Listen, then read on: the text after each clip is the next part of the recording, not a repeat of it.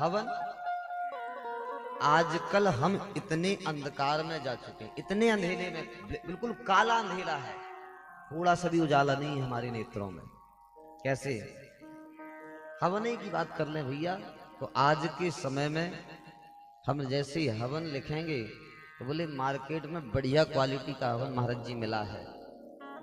अब लेके आओगे तो हमने तो 90% में यही देखा है, बोले कुछ नहीं है, फर्नीचर की दुकान में पहुंचते हैं वो शुद्ध भाषा, वहीं से किलो के भाव से लकड़ी का बुरादा खरीद के लाते हैं, वह में महकने के लिए तेल इत्यादि मिला करके। अरे बोले 150, 200, 250 ये वाला महंगा है। बोले अच्छा क्यों, ऐसा हो क्यों रहा है?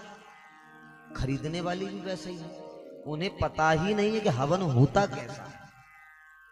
उनको तो ये पता है कि बोले आग में छोड़े और धुआं छूटना चाहिए महाराज जी। और सैकड़ों भक्त जानते, बोले महाराज जी हमारे घर में धुआं ही नहीं हुआ, थोड़ा धुआं तो होना था हवन से। हवन धुआं करने के लिए करते हुआ। यदि आप सनातन धर्म को पकड़ करके चलोगे, सनातन धर्म की नींव ही विज्ञान है। क्या नियम है? तिलार्धम तंडुला प्रोक्तम तंडुलार्धम यवास्तथा यवार्धम शर्करा प्रोक्तम घृतभाग चतुष्टयम। हवन के साकल्य में वेद में कहा गया है सर्वाधिक तिल होना चाहिए, काला तिल, उससे आधे चावल होना चाहिए। तिलार्धम तंडुला प्रोक्तम तंडुलार्धम यवास्तथा, उससे आधे ज्यों होना चाहिए, ज्यों से आधा शर्करा अथवा गुड़ होना चाहिए, और उससे आधा घृत होना चाहिए। अब उसके बाद में ये जितनी भी औषधियां हैं, गुग्गुल, रार, जायवित्री, जटामासी, जितनी भी हैं, जायफल, इन सबको ठीक उसी प्रकार डालना चाहिए जिस प्रकार से आप सब्जी दाल में नमक मिर्च डालते हैं। लेकिन क्या करें, हमें तो काली पट्टी लगी है, भागने में लगे सब, दौड़ने में। अब बोलोगे महाराज जी ये महंगी आ जाती होगी। अच्छा जी बताओ 10 किलो लाके 5 किलो लाके आप क्या कर रहे हो? उससे अच्छा 5 आहुति अच्छी छोड़ लो तो कम से कम ठाकुर जी प्रसन्न सोई हो जाएंगे।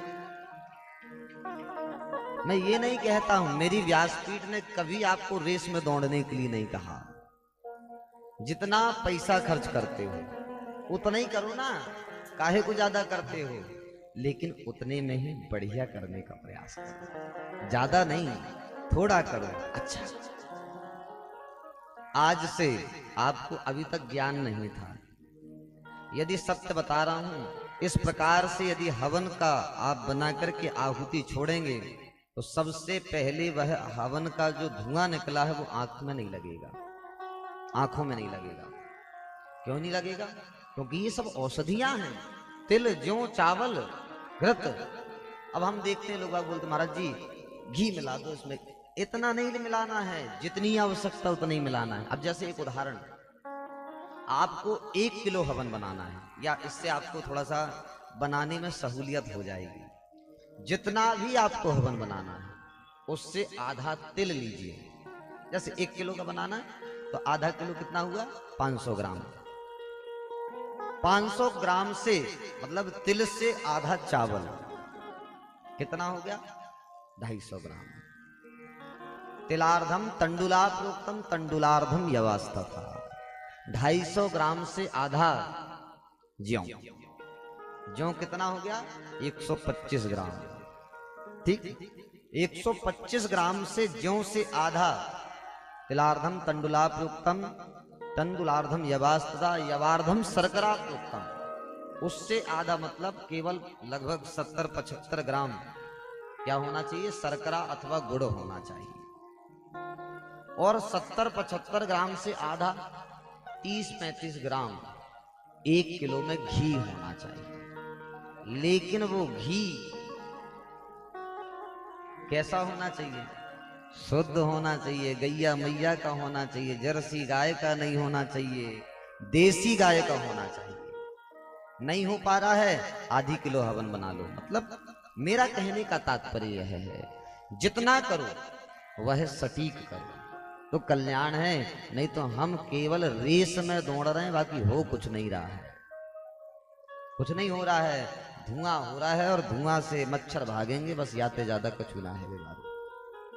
हाँ, आप बोलो आपको स्वास्थ्य मिलेगा? बिल्कुल नहीं मिलेगा। लकड़ी का बुरादा से क्या मिलेगा? और वह में आप अस्वस्थ और हो जाएंगे, लकड़ी की बुरादा से का धुआं अंदर जाएगा तो। इसलिए भक्तों, दौड़ में मत लगो, मैं बार बार कहता हूं।